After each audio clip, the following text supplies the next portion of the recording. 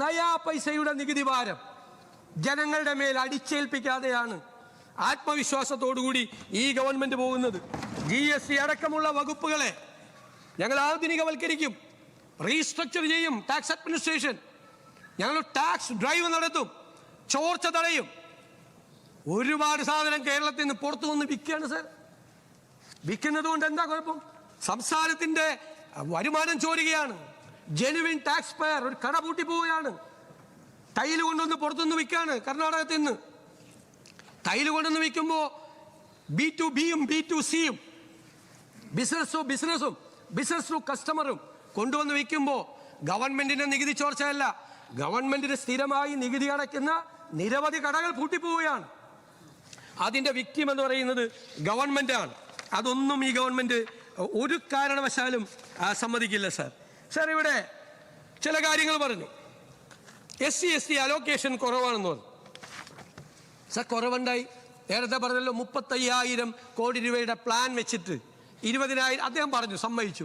20,500 കോടി ഇല്ല. 14,000 ചില്ലാൻ കോടി റവന്യൂ ഡെഫിസിറ്റ് ഗ്രാൻഡും ഇല്ല. പിന്നെ 2.8% അദ്ദേഹത്തിന് എവിടെ നിന്ന് കിട്ടിയെന്ന് എനിക്കറിയില്ല. ഈ 16ാം ധനകാര്യ കമ്മീഷൻ തന്നേക്കും. 2.32 കിട്ടിയില്ല. അപ്പുറം 5,000 കോടി പോയി, വേറെ 600 കോടി ഗ്രാൻഡ് പോയി. 35,000 കോടി രൂപയുടെ പ്ലാൻ നടപ്പാക്കാൻ വന്ന ഞങ്ങൾ വന്നപ്പോൾ 20,500 കോടി ഇല്ല. ഞങ്ങൾ എന്നിട്ട് എന്താ ചെയ്തത്? ആ 20,000 കോടി രൂപ ഡൗൺ സൈസ് ചെയ്തോ? ഇതിൻ്റെ അകത്ത് പ്ലാനിലില്ല. 5,000 കോടി കുറച്ചു. ആ കുറവുണ്ട് സർ, ആ കുറവുണ്ട്. എന്നിട്ട് ബാക്കി 15,000 കോടി രൂപ കണ്ടെത്തുകയാണ് ഗവൺമെന്റ്.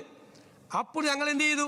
പട്ടികജാതി പണ്ട് പറഞ്ഞിട്ടുണ്ട് അസംബ്ലിയിൽ, ആ കസേരയിൽ നിന്ന് പറഞ്ഞിട്ടുണ്ട്, പട്ടികജാതി പട്ടികവർഗക്കാർക്ക് കുറവ് വരുത്തരുത്. അങ്ങ് 35,000 കോടി രൂപയുടെ പ്ലാൻ നടത്തുമായിരുന്നെങ്കിൽ പട്ടികജാതി പട്ടികവർഗക്കാർക്ക് എത്ര കിട്ടുമായിരുന്നു? അതിന് ഞങ്ങൾ അഡീഷണലായി SEPയിൽ 527 കോടി രൂപയും TSPയിൽ 152 കോടിയും വെച്ചു. ഫിഷറീസ് 70 കോടി രൂപ കുറഞ്ഞു, ശരിയാണ്. 50 കോടി രൂപ അഡീഷണൽ ആയിട്ട് വെച്ചിട്ടുണ്ട്. 50 കോടി പ്ലസ് ഞങ്ങൾ മണ്ണെണ്ണയ്ക്ക് 25 രൂപയിൽ നിന്ന് 40 രൂപ മണ്ണെണ്ണയ്ക്ക് വിലയുണ്ടായിരുന്നപ്പോഴാണ് ഉമ്മൻചാണ്ടി സർക്കാർ 25 രൂപ സബ്സിഡി കൊടുത്തത്. സർ, കഴിഞ്ഞ 10 കൊല്ലമായിട്ട് മണ്ണെണ്ണയുടെ വില 120, 130, ഇപ്പം 140 മനസ്സിലായില്ലേ? 40 രൂപ ഉണ്ടായിരുന്നത്. ഇപ്പം എന്താ സ്ഥിതി? ഇപ്പോൾ ഞങ്ങൾ 75 രൂപയ്ക്ക് വർദ്ധിപ്പിച്ചു. അവരുടെ ഡീസലിൻ്റെ കാര്യം കൂടി ഞങ്ങൾ പരിശോധിച്ചുകൊണ്ടിരിക്കുക. അവരെയൊക്കെ ഞങ്ങൾ ചേർത്ത് നിർത്തും, ഒരു സംശയവും വേണ്ട. LSD ഫണ്ട് അലോക്കേഷൻ കുറവാണ് അല്ലേ? ഒരു ആരോപണം വന്നാലും ഇവിടെ കുറവാണ്. കഴിഞ്ഞ പ്രാവശ്യം വെച്ചിട്ടുണ്ടായല്ലോ. എന്നിട്ട് എവിടെ പോയി? 3ാം ഗഡു കൊടുത്തില്ല. 3ാം ഗഡു കൊടുക്കാതെയാണ് അധികാരത്തിൽ നിന്ന് നിങ്ങൾ ഇറങ്ങിപ്പോയത്. 3 ഗഡുവായിട്ടാണ് കൊടുക്കേണ്ടത് LSD ഗ്രാൻഡ്. 3ാമത്തെ ഗഡു കൊടുത്തില്ല. ആ 6,000 കോടി ഉണ്ടായിരുന്നെങ്കിൽ അതിൽ നിന്ന് എടുത്താൽ 2,000 കോടി കൊടുത്താൽ പോരായിരുന്നോ? കൊടുത്തില്ല. ഞങ്ങൾ കൊടുക്കണം. ഇനി ആ 3ാം ഗഡു എത്ര ബില്ലാണ് ലോക്കൽ ബോഡിക്ക് പേ ചെയ്യാനുള്ളത്? കൊടുത്തില്ല സർ. പിന്നെ ഒരു വലിയ സാധനമാണ്, കുറേ നാൾ ഞങ്ങൾ പറഞ്ഞതാണ് ഇവിടെ. ഉമ്മൻചാണ്ടിയുടെ കാലത്ത് 18 മാസത്തെ പെൻഷന്റെ അരിയസ്. സാർ, ഞങ്ങളിവിടെ പല പ്രാവശ്യം വിഷ്ണുനാഥൊക്കെ പല പ്രാവശ്യം ഇവിടെ വായിച്ചിട്ടുണ്ട്.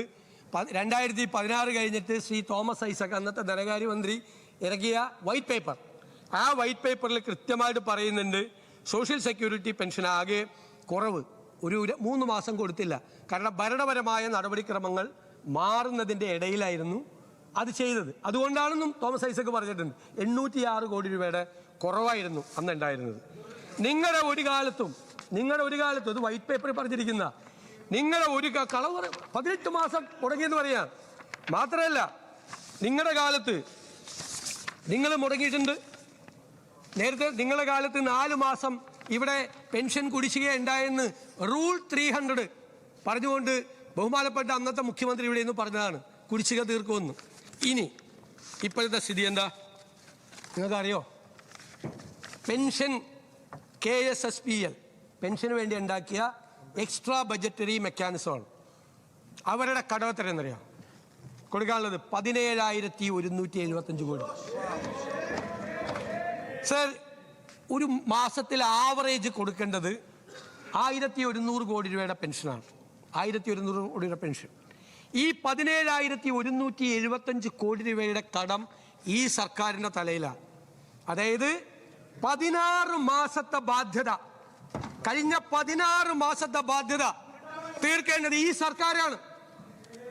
18 മാസത്തെ കുടിശ്ശിക കഥ പറഞ്ഞവരോട് എന്റെ മറുപടിയാണ്, 16 മാസത്തെ ഈ സർക്കാർ കൊടുത്തു, പണം കൊടുത്തത് ശരിയാണ്, പണം കൊടുത്തു.